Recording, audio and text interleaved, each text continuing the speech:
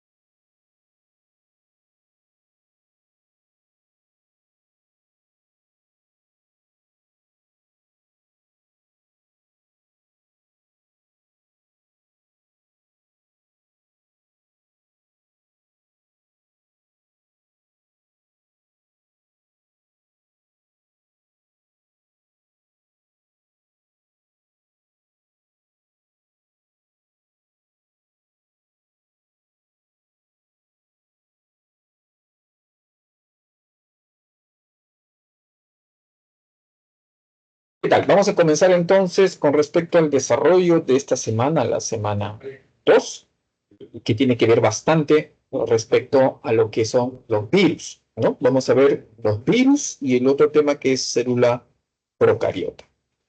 Sí, reitero, yo soy el profesor Ibas y conmigo van a llevar esta parte de lo que es consultas académicas en donde se va a atender a algunas inquietudes que ustedes puedan tener o quizás por ahí un tema que no ha quedado claro en el desarrollo de la clase. Hay veces, ¿por qué se nos fue la señal? Perdimos el audio y cositas que hayan, en cierta manera, perturbado la correcta adquisición de los conocimientos que el profesor en clase les ha estado brindando.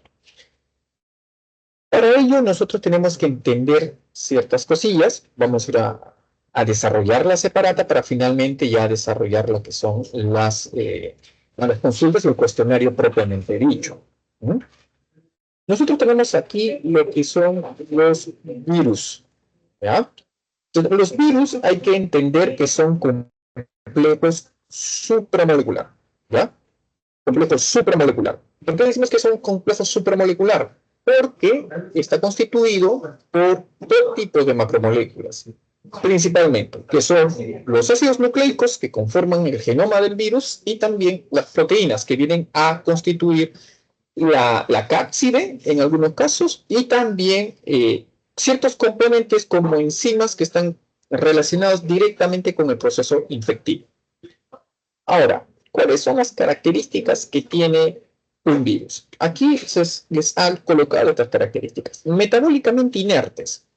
Ustedes han escuchado que he mencionado enzimas y sabemos que las enzimas tienen que ver con el metabolismo, pero principalmente nosotros debemos entender que metabolismo es un proceso por el cual se hace transformaciones. Un organismo hace las transformaciones necesarias que conlleva a la adquisición de nutrientes y también a la producción de sus propias macromoléculas para poder constituirse. Haciendo un ejemplo un poco más claro, es, por ejemplo, para crecer, ¿no? O sea, nosotros construimos macromoléculas para crecer, para aumentar el tamaño, hacer muchas divisiones celulares y empezar a aumentar en tamaño, ¿no? Entonces, eso es metabolismo. Los virus no hacen eso. Tienen enzimas, sí, pero que no son enzimas metabólicas, no son enzimas que se van a emplear en procesos de transformación, de adquisición de nutrientes y mucho menos para que ellos crezcan. Ellos tienen enzimas que tienen que ver con el proceso infectivo, con el proceso infeccioso cuando llegan a la célula. Luego se replican. Aquí mucho cuidado. ¿Por qué razón? Como interno. No indica que se reproducen. Reproducen es una característica propia de todo ser vivo. Es decir, es un proceso por el cual se produce nuevos organismos muy semejantes a los progenitores. En otras palabras, la descendencia. Eso es reproducción. Sin embargo, cuando nosotros estamos hablando de replicación, es a nivel de moléculas. Los virus, al igual que el ADN, pueden realizar un proceso de replicación, es decir, sacarse copias. ¿Ya? Sacarse copias. Se replican, se sacan copias nada más. No es que un virus produce en su interior nuevas partículas virales y las libera. No, no sucede así. Sino que hace cama del mecanismo de la célula que ha infectado, utiliza digamos, la logística de la célula que ha infectado para producir, ¿no? Para que se produzca, para que la célula produzca nuevos virus. ¿Ok? Nuevo virus. La célula es la que se encarga de organizar eso después de haber sido infectado por una partícula viral. Un solo tipo de ácido nucleico. ¿Qué significa que ser un solo tipo de ácido nucleico? Significa o tiene ADN o tiene ARN. ¿Ya? No los dos a la vez. No se ha descubierto hasta la fecha un virus que tenga los dos tipos de macromoléculas, ¿no? O bien son de ADN o bien son de ARN. Tranquilamente eso. Muy bien. Ahora, ¿por qué digo hasta la fecha? Bueno, la ciencia es lo bonito. Se pueden descubrir cosas y puede que por ahí exista una partícula viral que tenga los dos tipos de ácidos nucleicos. Es una cosa que también podemos nosotros ver en cierto momento. Se le conoce también como parásitos intracelulares. ¿Qué significa que sean parásitos intracelulares? Significa de que sean parásitos moleculares intracelulares, para decir más específicamente. Significa que ellos necesariamente, o sea, los virus necesariamente ya van a tener que infectar una célula para poder permanecer, para poder existir. ¿ya? Y son obligados porque no hay replicación viral fuera de la célula. No se replican fuera de la célula, tiene que ser dentro de la célula. Entonces, en ese caso, por esa razón también le decimos parásitos intracelulares. Clases. ¿Cuáles son las clases de virus que vamos a tener? Entramos a este otro punto. Las clases. Vamos a tener como clases de virus de acuerdo al tipo de ácido nucleico que tiene. Como les mencioné, los virus pueden ser de DNA o pueden ser de RNA. ¿Ya? De DNA o RNA. Entonces, o son de DNA, en clase de DNA se llaman adenovirus, o son de RNA, que pueden ser arrenovirus, ¿no? O adenovirus de ADN o arrenovirus de ARN. Ahora, la importancia biológica. ¿Cuál es la importancia biológica de los virus? En primer lugar, nosotros vamos a tener, ¿ya? Y son parásitos metabólicos. O sea, desde ahí conocemos. Toda la importancia deriva del hecho de reconocerlos como parásitos metabólicos, ¿no? Parasitismo metabólico. De todo. ¿Ok? Ese es el puntual. Pero justamente conociendo ese rol que tienen los virus en la naturaleza, se derivan dos tipos de importancia. La importancia clínica, porque son aquellas que van a producir enfermedades. Los virus producen enfermedades. Todos aquellos virus que ingresan intentan producirnos enfermedades. Y ojo, no es porque el virus quiera producirnos enfermedades, sino que su acción de replicación a la larga nos conlleva a nosotros la producción de una enfermedad determinada. Pero también dentro del desarrollo, dentro de la investigación que se ha venido dando en el estudio de los virus por las enfermedades que causan, los investigadores fueron, gracias a esa curiosidad científica que se tiene, fueron estimando el hecho de que se podría utilizar ese mecanismo de los virus, ¿ya?, para la biotecnología. Y ahí nos quedamos un ratito pensando en cuál podrían ser esas utilidades.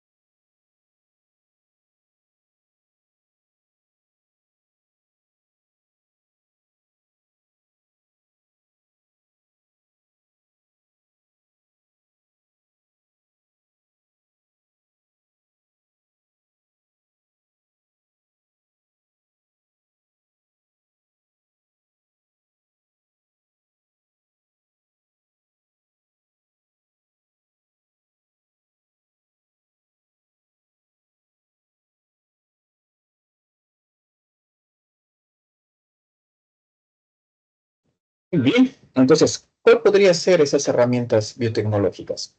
Bueno, la principal, la que está, digamos, con bastante entendimiento y se conoce los procesos, es lo que se conoce como la terapia génica, en donde las personas tienen un problema a nivel genético, por ejemplo, ¿no? No se produce una proteína que es necesaria para el desarrollo normal, para el funcionamiento fisiológico normal. No se está produciendo. Entonces, en ese contexto, lo que sucede es que utilizando un virus, se puede colocar el gen que le falta a esta persona y dirigir al virus para que infecte o todo el grupo de ese virus, para que infecte a el tejido específico. Y mediante esa infección se coloque, infección entre comillas, porque ya no sería infección, sería una terapia, el virus coloque el gen en el genoma de la persona. Y por lo tanto la persona empiece a producir esa proteína.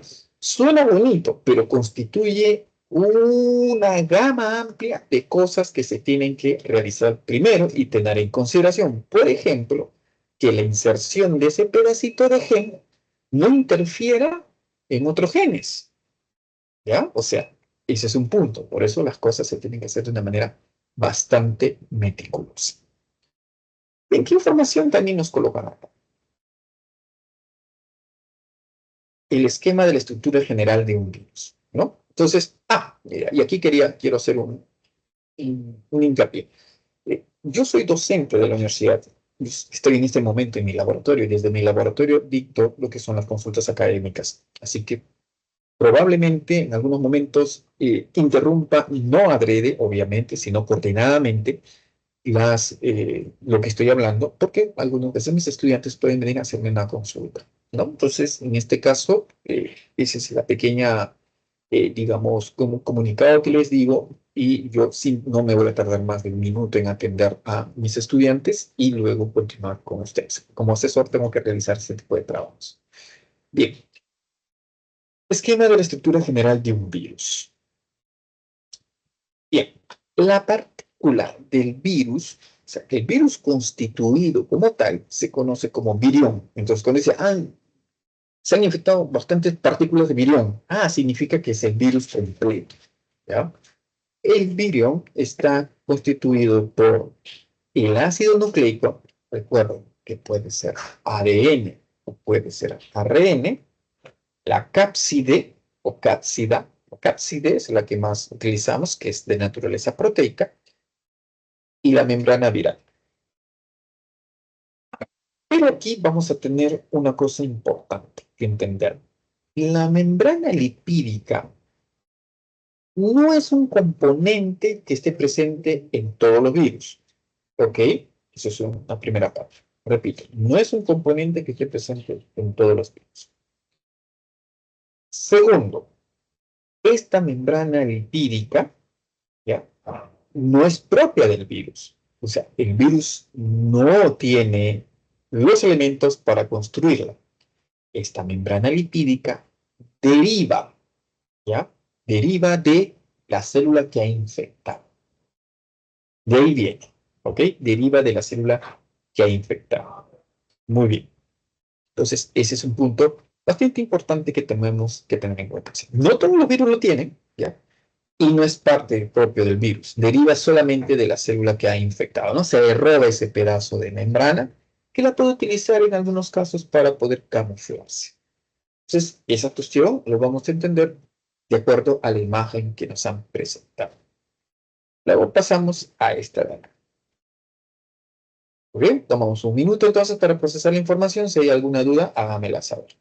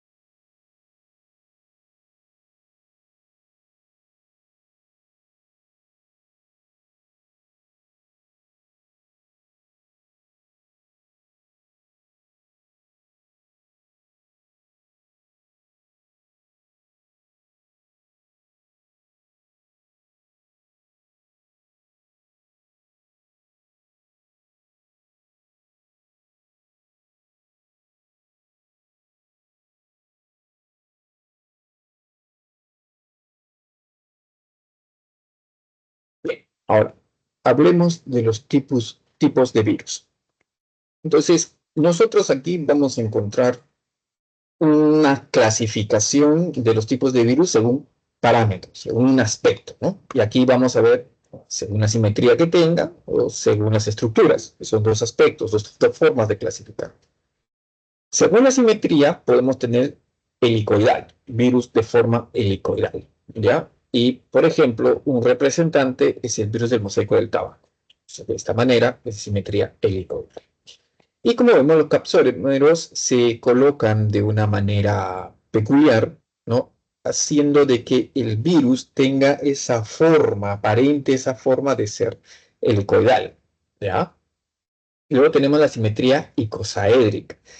La simetría icosaédrica, bueno, el nombre ya lo indica, es cuando la conformación de los capsómeros, ¿no? Eh, es formando una estructura geométrica aparentemente, ¿no? Bueno, no aparentemente, en realidad es geométrica, ¿no? Pero también da la apariencia geométrica cuando lo veo al microscopio electrónico, ¿ya? Y tiene esto. Por ejemplo, el virus de la polio tiene una simetría icosaédrica. Luego pasamos a lo que es la simetría compleja. La simetría compleja es aquella en donde el virus, ¿ya? Tiene conformaciones diferentes, ¿no? Vamos a tener la simetría helicoidal, que es de esta parte, ¿no? Y la simetría icosaédrica, que es en la parte superior. Entonces, teniendo esa conformación, ya el virus se vuelve de simetría compleja. Vamos a tener una cabeza icosaédrica y una cola helicoidal. Y luego tenemos las fibras de la cola, ¿no? Que finaliza con la placa con espículas. Estas estructuras le permiten al virus poder posicionarse en la célula y al posicionarse en la célula ya pueden desde la cabeza introducir el material genético, ¿no? Que va a conllevar al secuestro de la célula y en ese momento la célula producir nuevas partículas virales. Ahora, según las estructuras, vamos a tener nosotros los que son aquellos virus desnudos, ¿no? Donde la estructura es solamente el genoma y la cápside. A eso se le dice virus desnudo o virus envuelta, que aparte del genoma y la cápside, como estamos viendo acá en la gráfica, tiene lo que es el envoltorio. Entonces, este envoltorio que es la membrana lipídica que los virus han obtenido de la célula que han infectado previamente. O sea, de ahí deriva el asunto este de la naturaleza de la membrana. Correcto. Entonces, es un asunto.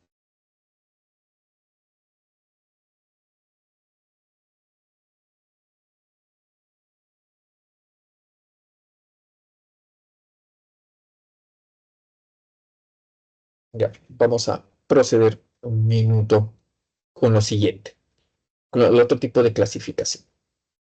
¿Vale? Entonces, un minuto procesamos y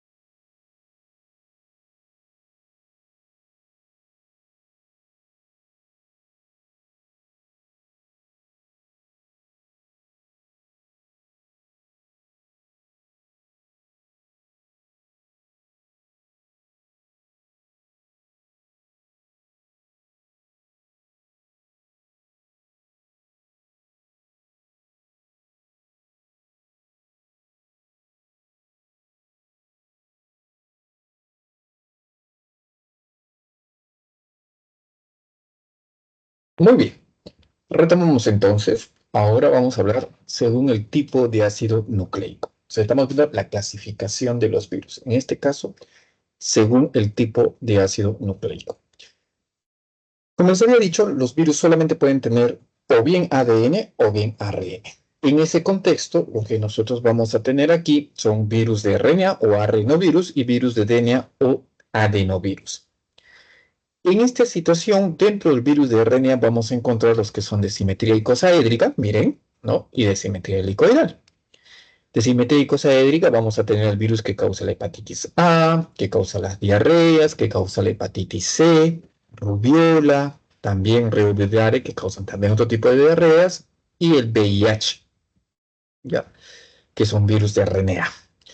Y por acá abajo, los que son de simetría helicoidal, vamos a encontrar al virus que causa paperas y sarampión, al virus de la rabia, aquel virus que hace el resfriado común, que es el coronavirus. En realidad, sí, sí, aunque uno pensaba de que, bueno, en realidad nosotros sabemos que el COVID es un virus que pertenece al grupo de los virus de los resfriados, pero solamente que fue bastante agresivo, ¿no?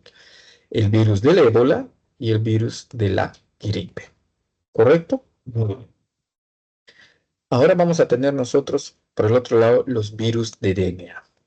Dentro de los virus de DNA vamos a encontrar a Parvoviridae, ¿no? Los virus y aquellos que causan virus de papiloma, las infecciones respiratorias, que son los adenoviridae, hepatitis B, que son Hepanaravidae, ¿no? Virus de la herpes, que es herpes viridae, y virus de la viruela, que es poxiviridae. Entonces, estos virus de aquí son del tipo DNA. Hay que estar asociando, no memorizando como tal, pero por ahí viendo algunos ejemplos que son representativos del virus de DNA. Ahora, aquí tenemos nosotros lo que es la estructura de un bacteriófago. Como vimos en la página inicial, disculpen, en la página secundaria, nosotros tenemos a los virus de simetría compleja. Un bacteriófago es un virus de simetría compleja. ¿Pero qué es bacteriófago en realidad? Un bacteriófago es un virus que va a infectar bacterias, ¿ya? Eso es un bacteriófago. Vamos a tener fitófagos, que son virus que van a alimentarse de plantas, ¿no? El término es fago, ¿no? Bacteriófago. Virus que van a infectar bacterias. Entonces, el bacteriófago como el T4, por ejemplo, que es un virus que infecta a una bacteria que se conoce como Escherichia coli, ¿no? Va a tener esta constitución, la cabeza, la cola, ¿no? Ya no tiene la vaina contráctil, las fibras de la cola, las fibras que son de naturaleza proteica, la cápside, que es la que está acá arriba, y el material genético, que es, en este caso, DNA. Entonces, este bacteriófago va a desarrollar el ciclo infectivo. Los virus pueden tener dos ciclos infectivos, el ciclo lítico, ¿no? O el ciclo lisogénico. El ciclo lítico viene de la palabra lisis, es decir, que va a ser el ciclo en donde el virus va a terminar rompiendo, destruyendo a la célula. ¿Ok? Y el ciclo lisogénico es aquella que no lo va a hacer, no va a destruir a la célula. Entonces, bajo ese concepto, nosotros vamos a verificar, ¿no? En esta imagen que nos están colocando aquí, cómo es el ciclo lítico. Tenemos a la bacteria, que es la célula diana de este fago, y esta bacteria va a ser, digamos, reconocida por el fago y el fago se va a posicionar. Cuando se posiciona, se engancha a unos receptores específicos y se va a conocer como la etapa de la fijación. Luego de la fijación va a venir la fase que se conoce como penetración o de inyección del material viral, ¿no? Aquí va a meter parte de su, bueno, va a meter el genoma. Ustedes están viendo aquí, está como una representación de esta línea gruesa, curviada, negra. Y luego, este material va a secuestrar el metabolismo de la célula y va a obligar a la célula a sintetizar las enzimas virales, la replicación del material y también componentes de, proteicos que el virus necesita para su cápside. Posterior a la síntesis de las enzimas virales, del genoma viral y de las proteínas que van a constituir la cápside, ya sea la cápside natriurésico-saédrica y helicoidal, ya viene el ensamblaje de estos componentes. Y aquí vamos a tener, ¿no? El ensamblaje. Entonces, se arman nuevamente las partículas virales que conocemos como virión, y luego el virión, como se está juntando tanto en la cantidad de la célula ya está prácticamente muerta, se desestabiliza su pared, se desestabiliza la membrana y finalmente se rompe. De ahí el término que se dice lisis celular, ¿no? Va a ser la lisis. Por eso se llama el ciclo lítico. Y las partículas virales o los viriones que han sido liberados nuevamente ahí van a buscar otras dianas, o sea, que son del mismo tipo de especie bacteriana, ¿no? Y van a hacer la réplica común y corriente de esa manera. Pero eso, repito, es el ciclo lítico. Luego viene el ciclo lisogénico.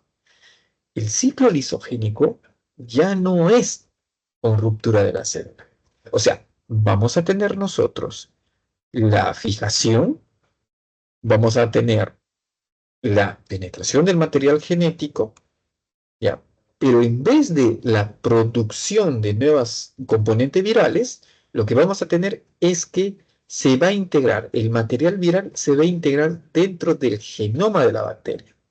Al integrarse en el genoma de la bacteria, vamos a pasar nosotros ahora a tener esa etapa que se llama lisogenia.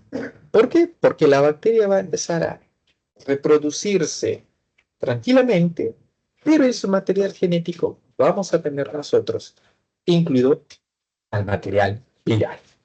Y la bacteria tranquilamente va a hacer eso. Eso va a ser lisogenia. O sea, la célula en general, porque pueden ser lisogenia con nosotros también. Y se va a desarrollar esta lisogenia de manera normal, de manera tranquila, ¿no? Entonces, repiten, aquí no va a haber una ruptura de la célula, ¿no? Por eso se llama lisogenia.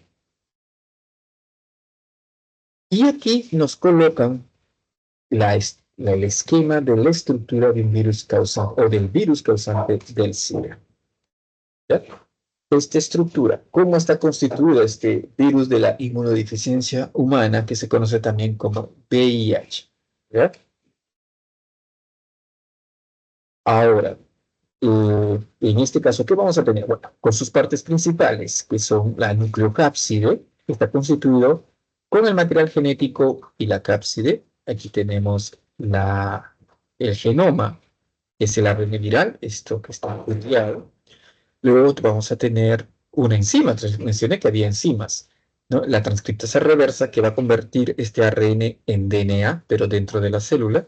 Tenemos la integrasa, que va a ser la que va a permitir que ese DNA se integre al genoma de la célula que está infectando.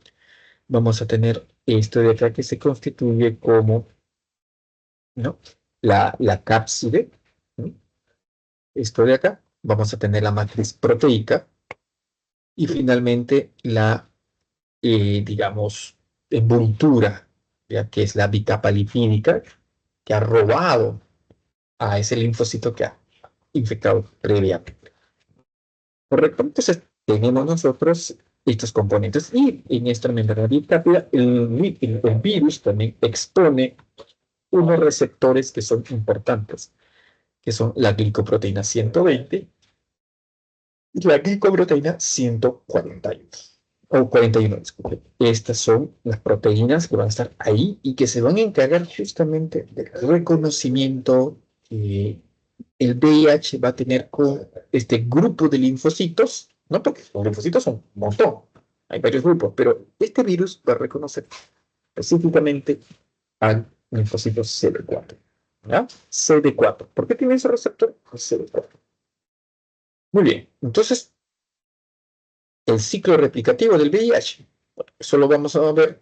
Vamos a descansar nuevamente un minuto, tomamos un descanso y regresamos con nuestras actividades para ver lo que es el ciclo replicativo del VIH.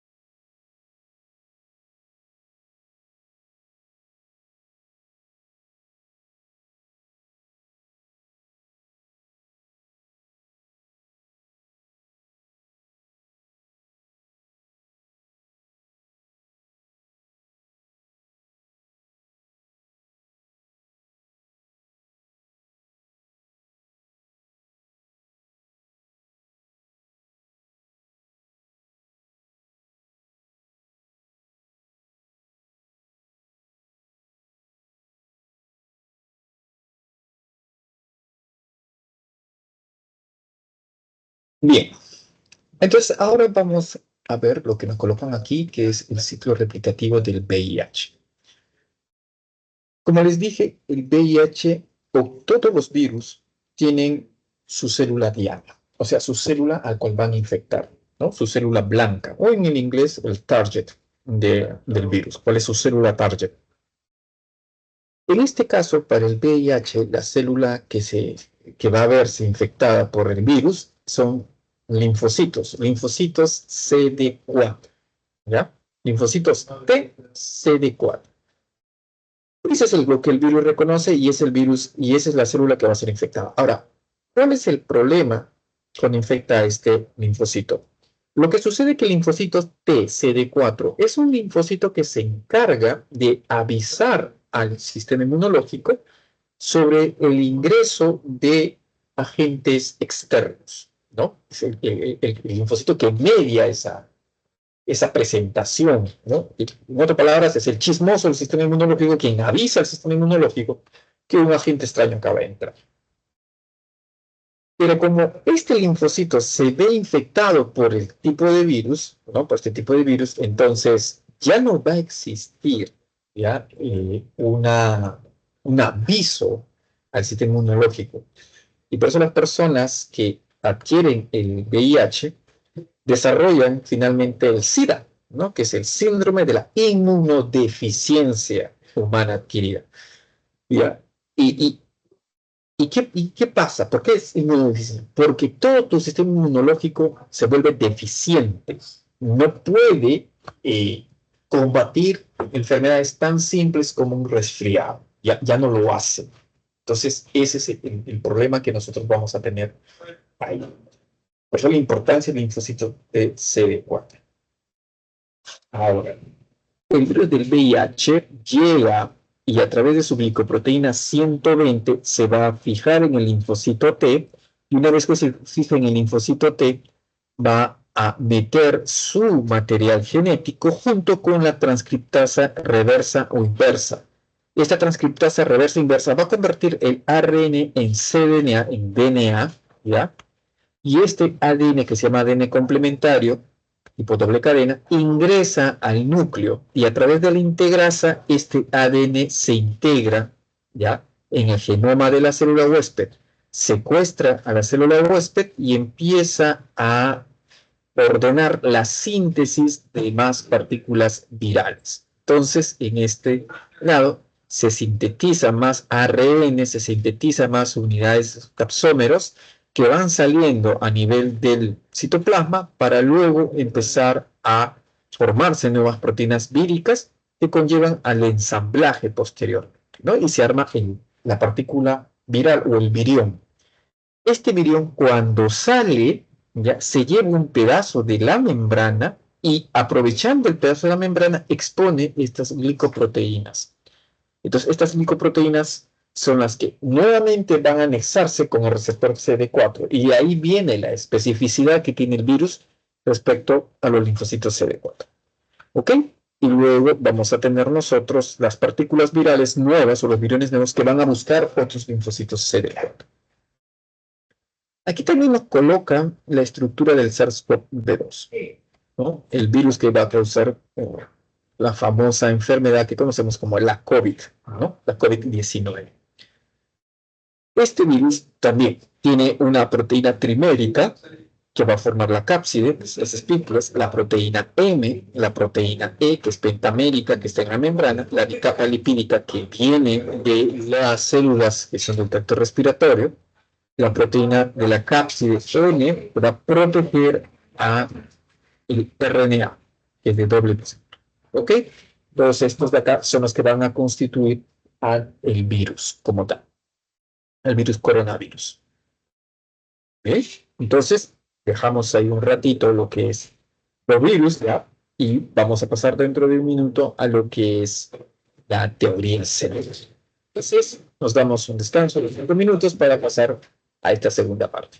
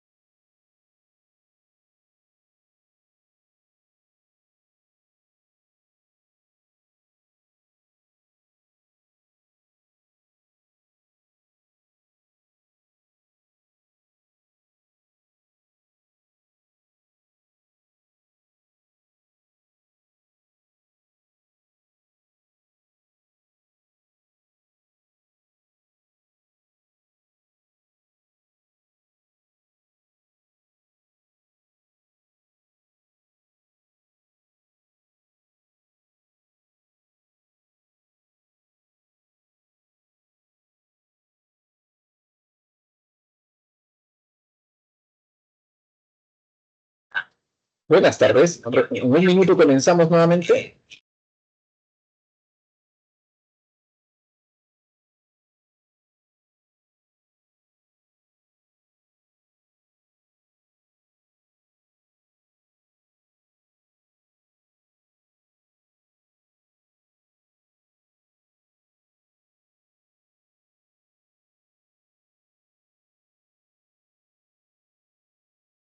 ¿Qué tal? Muy buenas tardes. Talía, ¿me logras escuchar? Sí, profesor. ¿Qué tal, Talía? Muy buenas tardes. Soy el profesor Dan Vivas. Ahorita estoy con el usuario del tutor porque mis credenciales han tenido un cruce. No sé si tengas alguna duda, una cuestión con respecto a esta semana o a la semana pasada, un tema que tengas alguna inquietud o que quieras profundizar.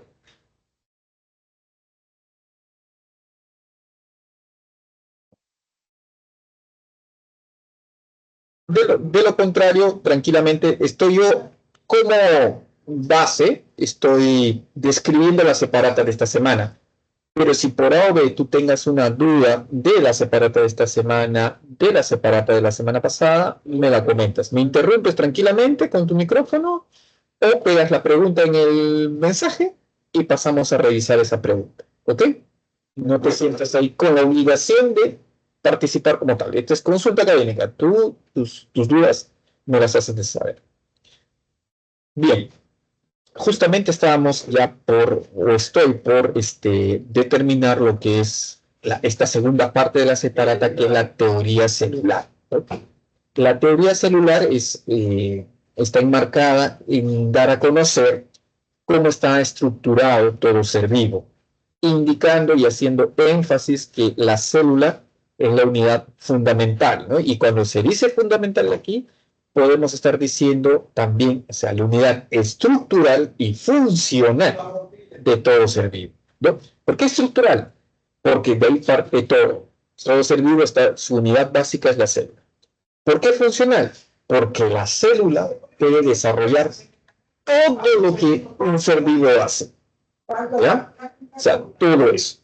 Y otra cosa, Talía, es que yo soy docente de la Facultad de Ciencias Biológicas. Yo en este momento me encuentro en mi oficina y desde aquí vamos a mandar las cosas. Profesor, disculpa. Dime. Avanza. Sobre la semana 1, me quedó en duda la pregunta 2 del ejercicio de clases. Ya, un ratito, voy a invitarla. Ya, ¿me puedes estar diciendo de qué se trata la pregunta mientras ubico la separata, por favor? Es que supuestamente dice en ahí, el profesor me dio clave la C, pero dice organización de la materia viva, entonces yo estaba en duda con la A y la E. Ya, vamos entonces a ver ahorita. Ratito, estoy descargando la semana 1 y la voy a proyectar. Un ratito. Ya, voy a dejar de proyectar esta semanita y voy a proyectar la semana 1.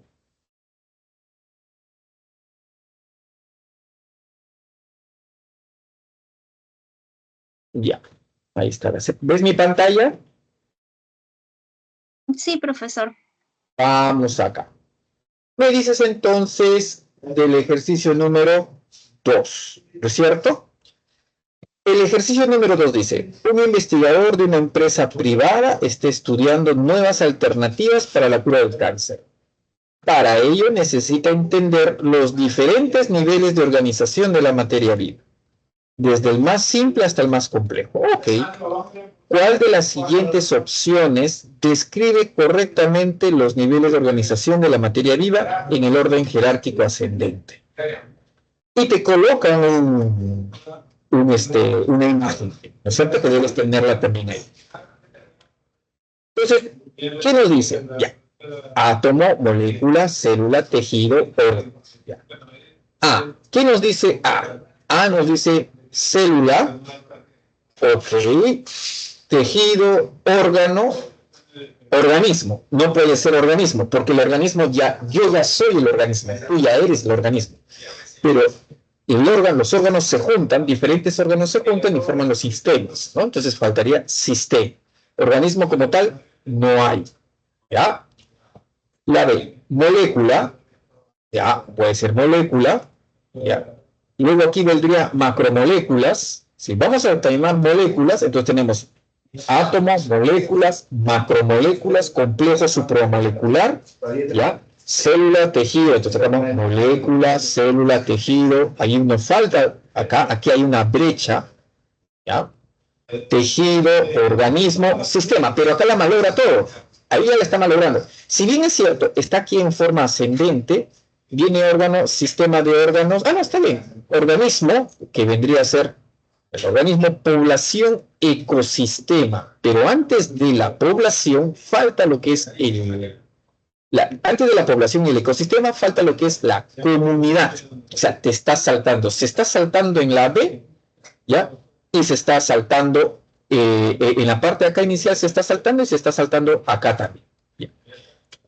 Ya, ahora, la C. ¿Qué nos dice la C? Átomo, muy bien, molécula, está bien, célula, está bien, tejido, órgano, sistema, organismo, población, comunidad, ¿no? Ecosistema. Hasta ahí la C está cumpliendo. Ya. La D, protón, no. Ahí lo eliminó. Protón ya no entra. Chao D. E, célula, ya comienza desde la célula.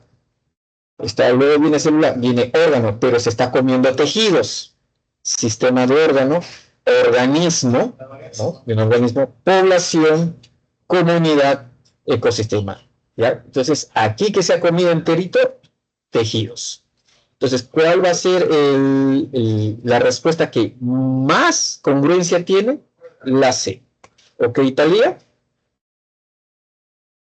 Ok, profesor. Me había equivocado, profesor. Había pensado que la pregunta me decía que desde dónde se inicia la vida y yo supuestamente pensé que tendría que ser célula. Ahí me confundí, profesor. Entiendo. Ya, y desde ahí te digo, Talía, hay que tranquilamente leer y darle ahorita que estás en el proceso del aprendizaje, lee y relee, ¿ya? Porque a veces en el examen nos pasa eso, a veces en el examen pasa de que, uy, lo lees tan rápido y ya tu cerebrito entendió algo y en base a ese entendimiento se viene la búsqueda de la respuesta, pero a veces leímos mal, nos sucede a todos, ¿ok? A todos nos sucede, por eso hay que ir entrenando el cerebro a que tengo que leer bien. ¿Alguna otra duda, consulta que tengas, Talía? No, profesor, solo era esa duda. Muchas gracias. Gracias a ti, entonces. Bien. Vamos entonces, voy a retomar la otra separata. Me había cerrado esta de acá. ¿Ya? Vamos a retomar.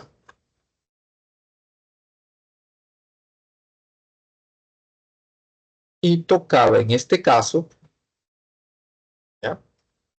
Ya la parte de la teoría celular, ¿no? Como decía, la teoría celular nos va a mandar, o sea, nos va a informar, a decirnos que se trata de darle la identificación a la célula como la unidad fundamental de todo ser vivo. Recordando que esa parte de unidad fundamental comprende tanto lo que es la estructura como la función.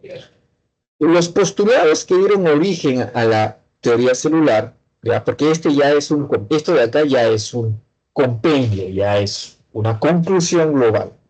Parte de los postulados que hizo Slavin y Schwann, ¿no?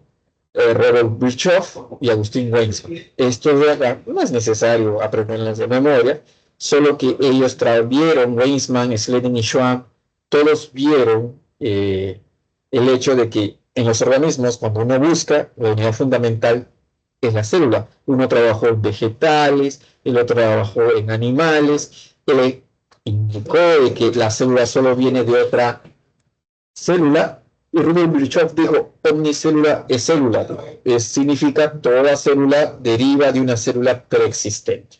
Y de ahí se juntaron todo lo que ellos hablaron y quedó este bonito enunciado de que la célula es la unidad fundamental de todo ser vivo. Bien, luego viene lo que es la célula como tal. La célula Digamos, por cuestiones simples se dividen en dos grupos, la célula procariota y la célula eucariota. Viene de esta parte, carioteca, ¿no? Carioteca.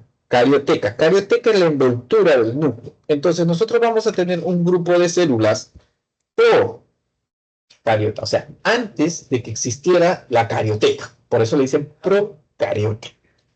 Y luego vamos a tener a este grupo que es eucariota. Eu no significa después, ¿ah? Eu significa con, teniendo, ¿ya? Entonces tenemos las células antes de la carioteca y las células con la carioteca. Entonces tenemos procariotas y eucariotas.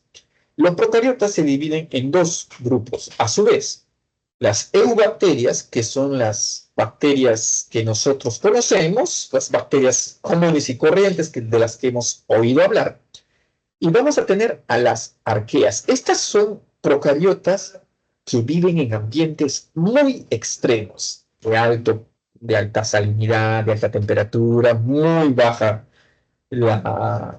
digamos, la acidez o muy alta o muy baja la basicidad, son extremos. ¿Ya? Por otro lado tenemos a los eucariotas. Los eucariotas son principalmente también de tres grupos. Los vegetales, que los conocemos todos, los animales, que también los conocemos todos, los fungi. La mayoría no lo ubica como tal. Los fungi son los honguitos. Solo que cuando ven hongos, generalmente lo están colocando dentro del grupo de los vegetales. Pero no, es un grupo separado de vegetales. Es más, los hongos tienen más parentesco con los animales, que somos nosotros, que con los propios vegetales. ¿Y qué otra información nos colocan aquí acerca de la célula? ¿No? Ahí nos ponen un mapa sinóptico de la célula y nos pone que la célula, y aquí sería célula bacteriana más que nada, ¿ya? No la célula como tal, acá viene la palabra de célula bacteriana, ¿ya? Así que Talía, ahí corrige en tu separata, ¿no? Ahí tienen la separata en físico, no sé cómo están manejando ahora, pero ahí se indica célula bacteriana, porque toda esta clasificación que viene en el mapa sinóptico no le corresponde a una célula procariota, disculpa, a una célula eucariota. Esto es una célula procariota. Bien, la célula procariota va a tener forma. ¿Y qué forma? Puede tener la forma, acá nos indica cocos, ya lo vamos a ver en dibujos más adelante, tienen las cuatro tipos de formas principales. Si son cocos, si son bacilos, si son espirilos, si son vibriones. ¿Ya? Y aquí están. Cocos, diplococos, estafilococos, si son bacilos pueden ser diplobacillus, estreptobacilos, si son espirilos pueden ser espiroqueta, pueden ser vibrio. ¿Ya? Eso es lo que nos manifiesta aquí. Ojo, aquí vibriones, estos vibriones son estos de acá. No lo vayas a confundir, mi estimada Talía, con viriones, ¿ya? Una cosa es vibrión, con B, vibrión, ¿ya? B chica y B grande, vibrión, y otra cosa es virión. El virión, con una sola B, ¿ya? Es la partícula, el virus que infecta, ese es virión. En cambio, vibrión es un tipo de bacteria que tiene esta forma, ¿ya? Una forma así como una comita. ¿Vale? Ahora, la estructura de la célula procariota tiene componentes principales y componentes accesorios. ¿Qué significa un componente principal? Un componente principal es aquel componente que está presente en todas las bacterias, toditas, ¿ya? Y un componente accesorio es aquel componente que está presente en un grupo particular de bacterias. No todas las bacterias lo tienen. Esa es la diferencia entre un componente principal y un componente accesorio. Por ejemplo, componente principal, vamos a encontrar al ribosoma. Todas las bacterias tienen ribosoma. El nucleoide, todas las bacterias tienen nucleoide. Membrana, todas las bacterias tienen membrana. Pared, casi todas las bacterias tienen pared. Solo hay un grupo de bacterias, que son los micoplasmas, que no tienen pared, ¿no? Pero la pared se la considera como principal porque el 99% de bacterias lo tienen, excepto los micoplasmas que no tienen pared celular. Componentes accesorios, repito, son componentes que no están presentes en todas las bacterias, solo lo tienen grupos particulares. Ejemplo, flagelos, esporas, tricos, fimbrias, ¿ya? mesosomas. Esos no están presentes en todas las bacterias. Por eso se les coloca de esa manera, ¿no? Principales y accesorios. Reproducción. La reproducción de una bacteria es por fisión binaria. ¿Ya? Por acá la vamos a tener. Esta de acá. Esta es la reproducción por fisión binaria. ¿Ya? En donde la bacteria primero va a duplicar su genoma. Luego de duplicar su genoma, va a dividir a través de la formación de un septo, y luego ese septo permite la separación de las células. Y luego nuevamente regresa. ¿Ya? Eso lo vamos a ver más abajo, solamente para poder tener una relación. Nutrición, por su fuente de carbono o por su fuente de energía. Si es por la fuente de carbono, puede ser quimiolitótrofo, esto te van a explicar en clase mejor, quimiolitótrofo o quimioorganotótrofo, ¿ya? Quimiolitótrofo es porque la fuente de carbono viene a ser una fuente inorgánica, ¿ya? Por ejemplo, las bacterias que oxidan el fierro, ¿ya? Que oxidan el metal, esas son quimiolitótrofas. Quimiorganotótrofas son aquellas bacterias que se van a alimentar de una fuente de carbono orgánica, o sea, son orgánicas. Por ejemplo, en nuestro intestino tenemos bacterias, todas ellas son quimiorganotótrofas, porque se alimentan de los residuos o de los alimentos que nosotros consumimos, que también son materia orgánica. Entonces, eso es quimiorganotótrofo. Entonces, eso es por la fuente de carbono. Por la fuente de energía. Por la fuente de energía pueden ser fotótrofas o quimiótrofas. Fotótrofas, ya el prefijo foto, ¿qué nos está diciendo? Nos está diciendo de que la fuente de energía viene de la luz, ¿no? La luz mueve, da ese empujón para hacer metabolismo. Entonces, eso es, por ejemplo, en las cianobacterias o las bacterias verdes azules. Ellas hacen ese tipo de arranque energético a partir de la luz. Y quimiótrofas son el arranque de la energía, viene de compuestos químicos u orgánicos, compuestos químicos en general. ¿Ya? Por ejemplo, las bacterias que están dentro de nuestro intestino, esas son quimiótrofas, pero son del tipo quimiótrofas, del subtipo quimioorganotótrofas. ¿Ya?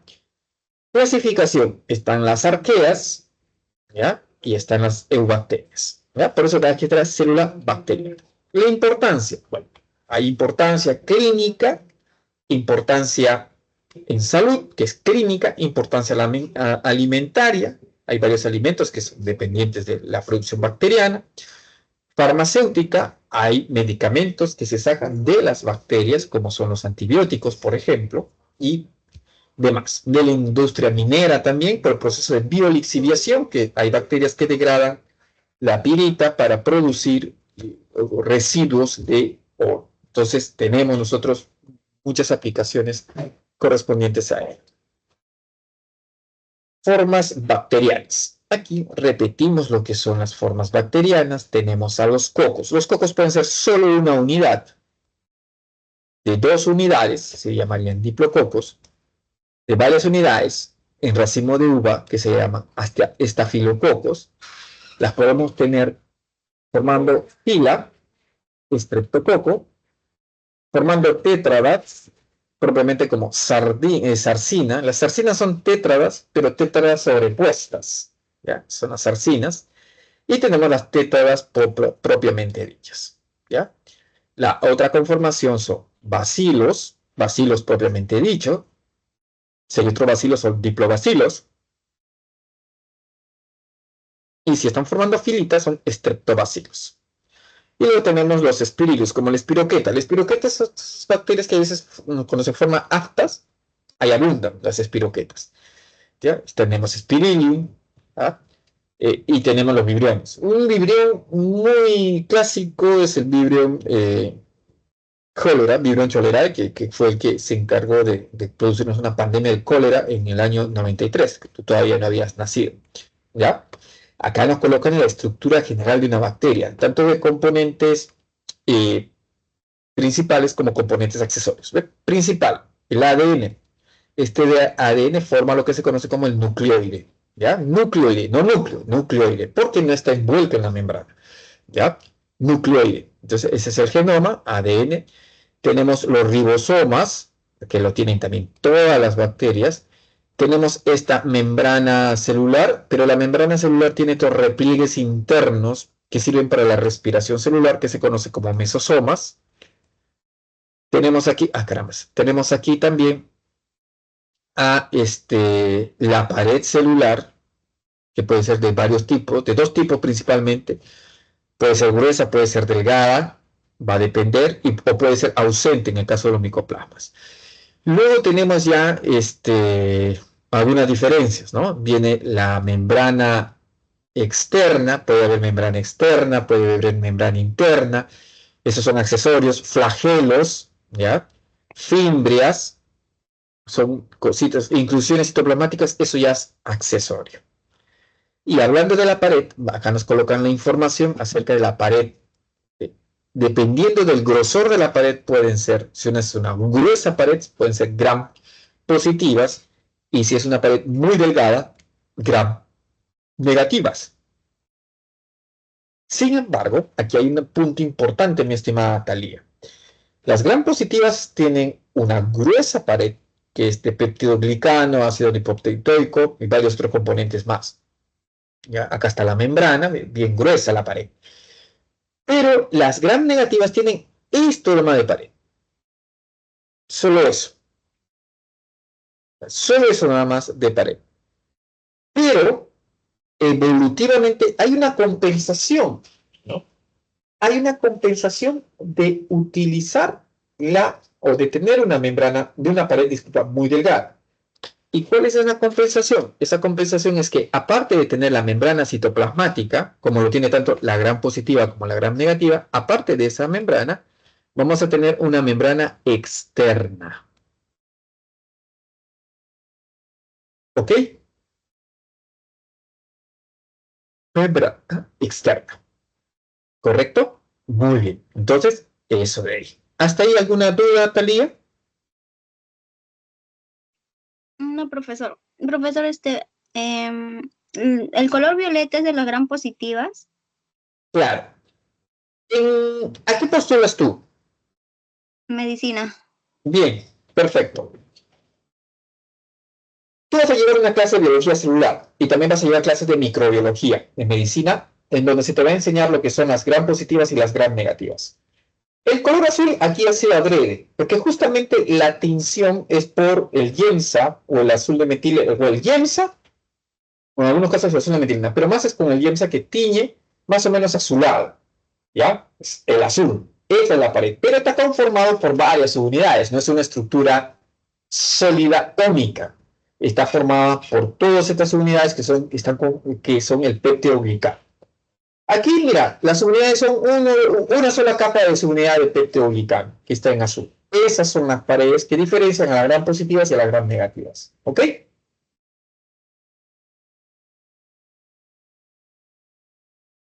Muy bien.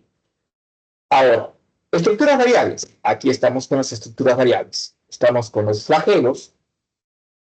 ¿Ya? De acuerdo a la posición del flagelo, se puede clasificar a la bacteria. Puede ser monotrica, si solo tiene un flagelo.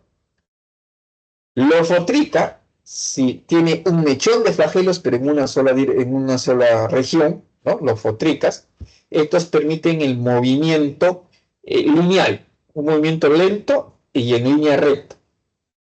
¿Ok? Esa disposición de flagelo. Y luego tenemos anfitricas, ¿ya? Las anfitricas son cuando tienes flagelos, pero en contraposición, o sea, uno adelante y otro atrás. Esas son anfitricas. Puede ser de uno solo o puede ser de varios mechones de flagelos. Y luego tenemos aquellos que son peritricas, en donde tienen más de dos flagelos y que estos flagelos se van distribuyendo al perímetro de la bacteria. Entonces por eso le dicen peritricas. En África todos son trico, que son los flagelos, los pelitos, ¿no? Y el prefijo es la posición, si es mono, si es lo, si es anfi o si es peritrico. Muy bien. Ahora tenemos a lo que son los pili o las fimbrias, ¿no? Y también nos van a poner aquí las esporas. ¿Qué son los pilis? ¿Qué son las fimbrias? Son estructuras filamentosas, no las vayas a confundir con el flagelo, porque este es un flagelo, mira. Este de acá, ese filamento grueso negro, ese es el flagelo. Y es tubular, ¿ya? Y es grande para el movimiento. Las fimbrias o los pilis, estos se van a dedicar específicamente a la adhesión de la bacteria, ¿ya? O sea, para adherirse utilizan eso, es como si fueran sus manitos y sus bracitos así para que se puedan añadir, ¿ya? Y se le conoce bastante como fimbria, como fimbria. Sin embargo, el pili también puede ser denominado como fimbria, solo que el pili se ve más que nada en el proceso de la conjugación, ya que los pilis son estructuras huecas por donde pasa material genético de una bacteria a otra. Eso lo vamos a ver más adelante. Pero antes de hablar de ese pili, justamente está la otra estructura variable que son las esporas. ¿Y qué hace una espora? Una bacteria hace una espora para protección. Es que cuando una bacteria se encuentra en un ambiente agresivo, en un ambiente estresante, en donde ya no puede más, entonces, ¿qué hace? Protege. Antes de morir, prefiere esporular, ¿ya? Y lo que va a hacer es, alrededor de su material genético, empieza a formar toda una estructura rígida de componentes, ya sean proteicos y carbohidratos, y las coloca de una manera tan rígida que protege al material genético. Todo el citoplasma muere, pero finalmente queda la espora. Y cuando las condiciones mejoran, entonces ya vamos a tener nosotros la reactivación de la bacteria, ¿no? Entonces la espora es un mecanismo por el cual la bacteria, la célula bacteriana, puede defenderse ante ambientes demasiado extremos.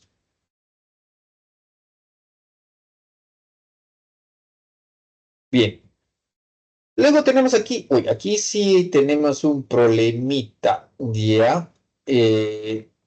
Aquí, si bien dice reproducción de la bacteria, fisión, nos han puesto otra cosa. Acá debe ser nutrición, creo que se ha movido en las...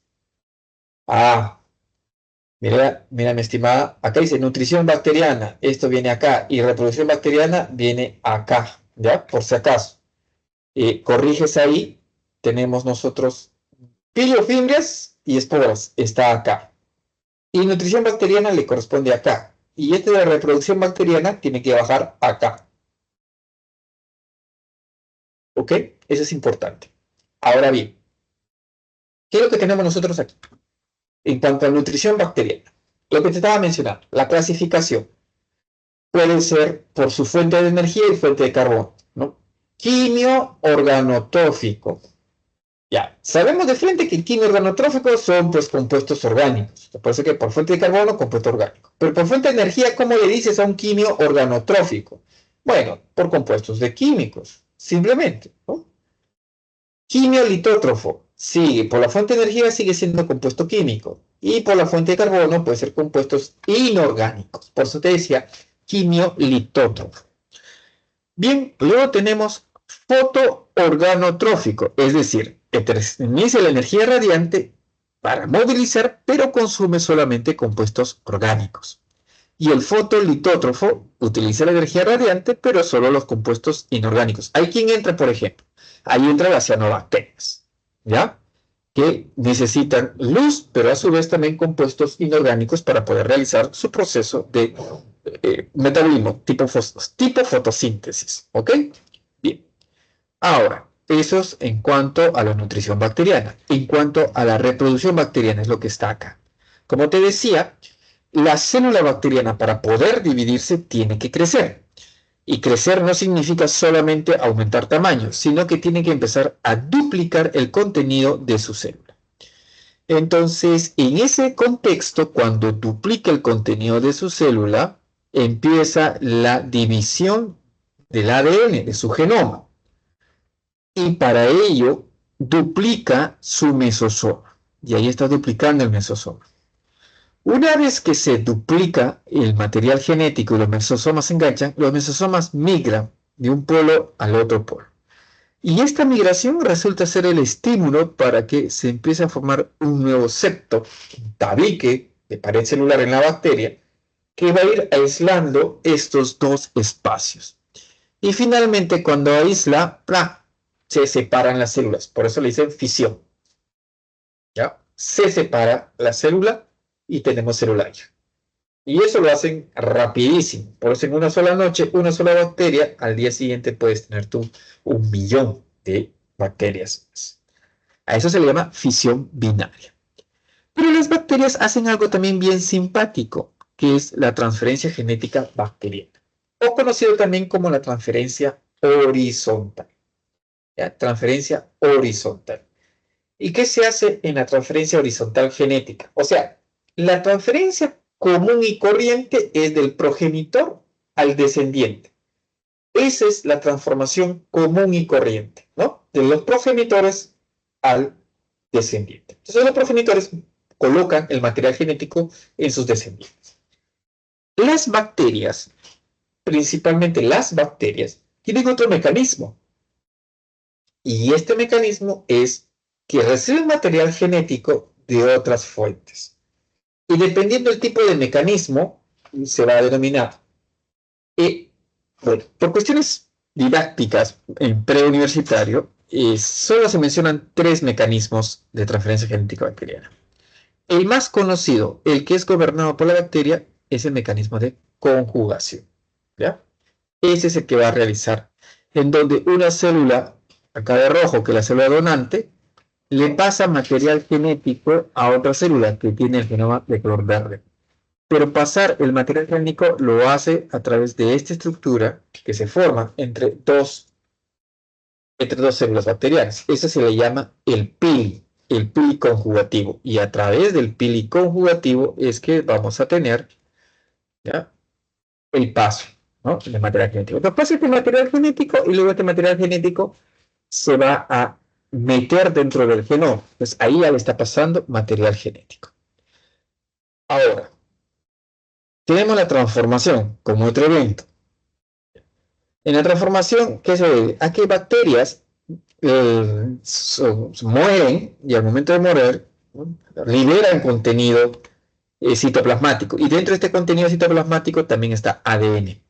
Y por lo tanto hay una bacteria que está en, digamos, problemas metabólicos y está a la espera de recibir algo y se encuentra con en este caso, de pedazos de ADN en su medio, e internaliza ese ADN en su citoplasma para luego ser integrado en su genoma y lo utiliza. A ese mecanismo se le dice transformación. Y luego tenemos el mecanismo de transducción. El mecanismo de transducción, el ADN que es colocado dentro de la bacteria ya no viene por un pili y ya no viene por incorporación, ¿no?, sino viene a través de un fago, a través de un virus. ¿Y cómo se da esto? Los virus, cuando infectan a una célula, como son tantas partículas virales, en algunas ocasiones pueden cometer un error. ¿Y qué hacen? Incorporan en su cápside un pedazo de material genético de la célula que ha infectado.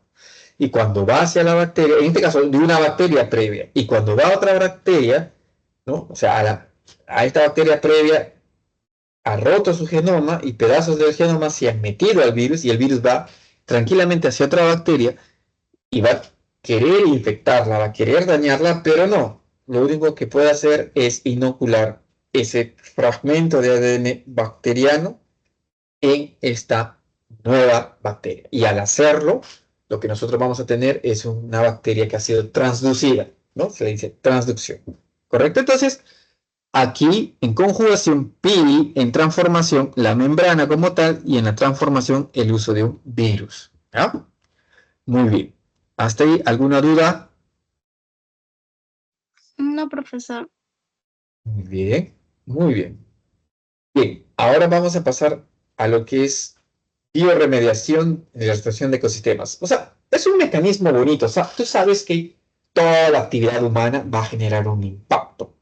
Pero hay actividades humanas que sí tienen impactos muy significativos y que son, por ejemplo, la minería, la tala, la industria a gran escala, ¿no? Para tener un impacto.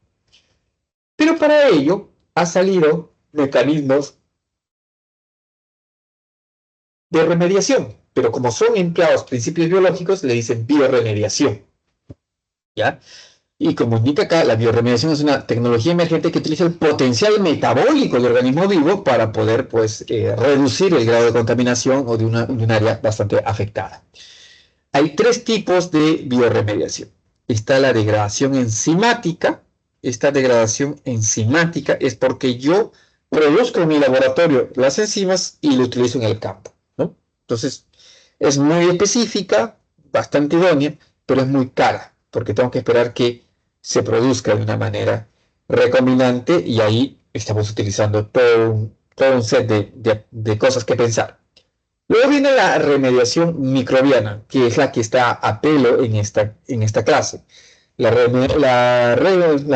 remediación microbiana es utilizar bacterias con un potencial específico y luego soltar esas bacterias ahí en la zona afectada y la bacteria a través de su metabolismo va a empezar a consumir los contaminantes porque lo va a utilizar como nutriente y finalmente va a ir limpiando la zona, ¿no? Entonces, eso es remediación microbiana. Y luego tenemos la fitorremediación, ¿no? La fitorremediación, ¿qué nos indica la fitorremediación? Nos da a entender de que son el uso de las plantitas para poder mitigar los efectos de un área afectada, ¿no?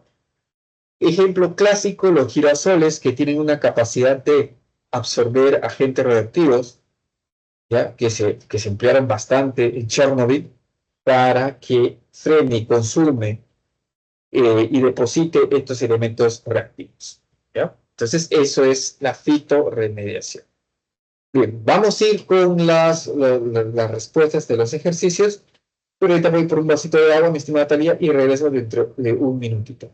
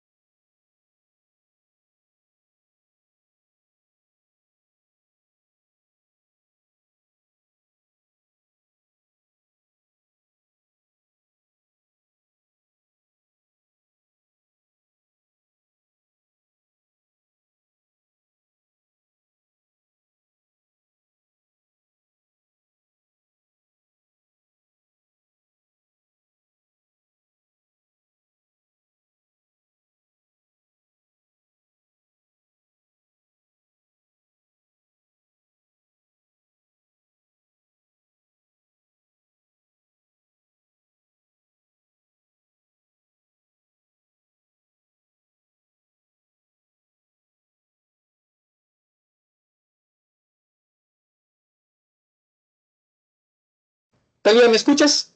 ¿Estás viendo mi pantalla? Sí, profesor. Sí, bien, es cierto, porque el tutor me está diciendo que no está, no se está proyectando. Le voy a decir que sí, nosotros sí estamos. Sí, profesor, sí lo veo. Ya.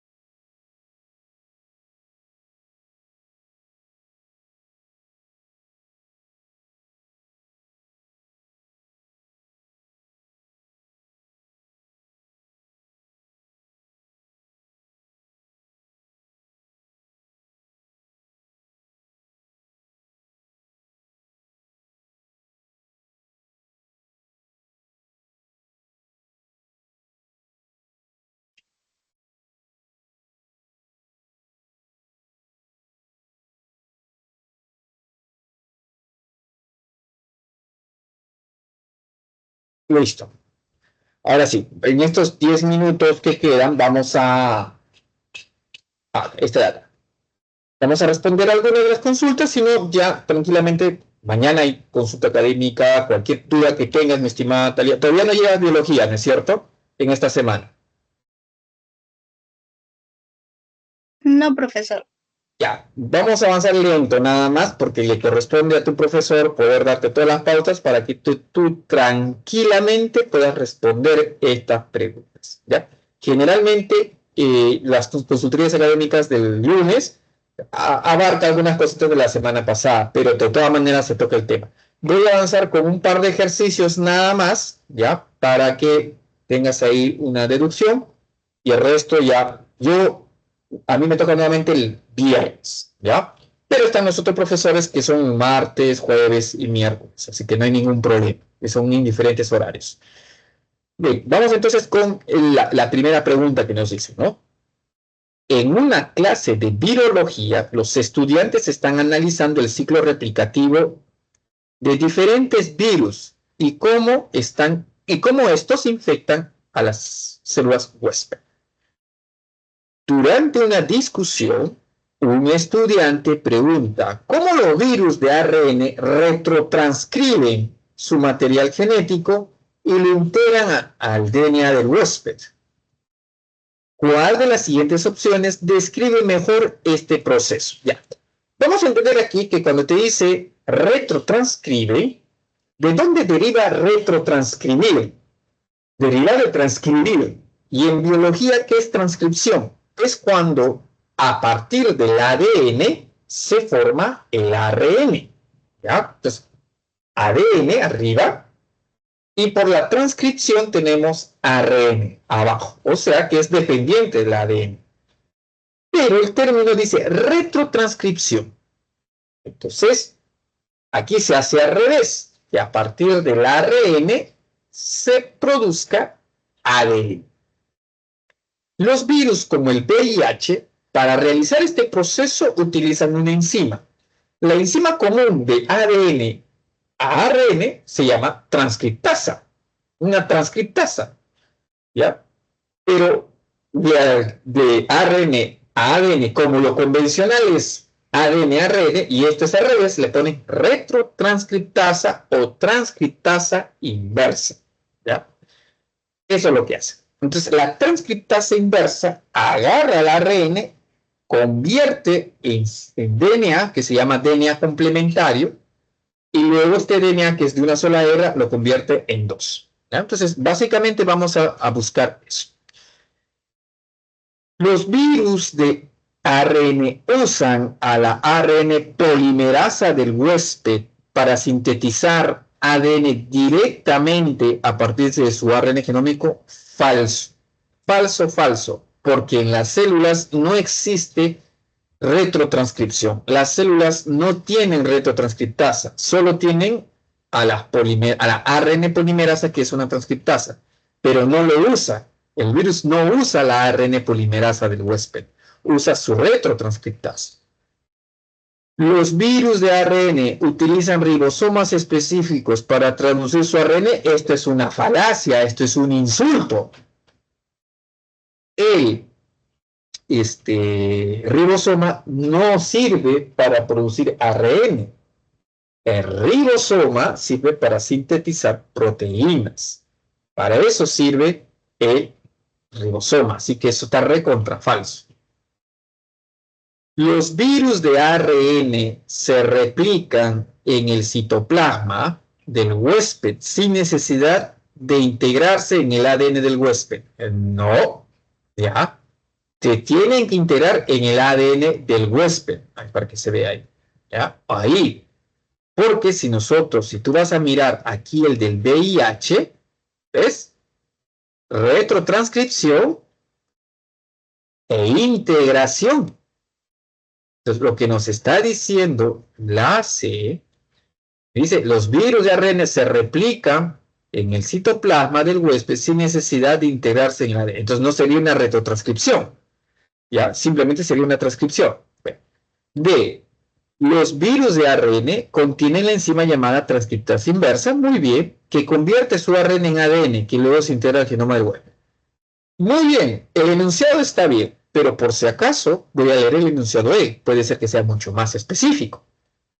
Los virus de ARN utilizan maquinaria de replicación del ADN del huésped. Ahí ya se me olvidó. No, tiene que ser su retrotranscriptasa viral. Para sintetizar ARN, no. Para sintetizar ARN, o sea, voy a utilizar ARN para sintetizar ARN. No, eso está recontra mal. Entonces, ¿quién es la alternativa? La alternativa es la D. ¿Ok? ¿Correcto, Talía? ¿Se entendió Sí, cómo se responde? ¿Ya? sí. Profesor, ¿y las bacterias también pueden hacer esa transcriptasa inversa o no? No. Los únicos que tienen enzima retrotranscriptasa son los virus. ¿Ya?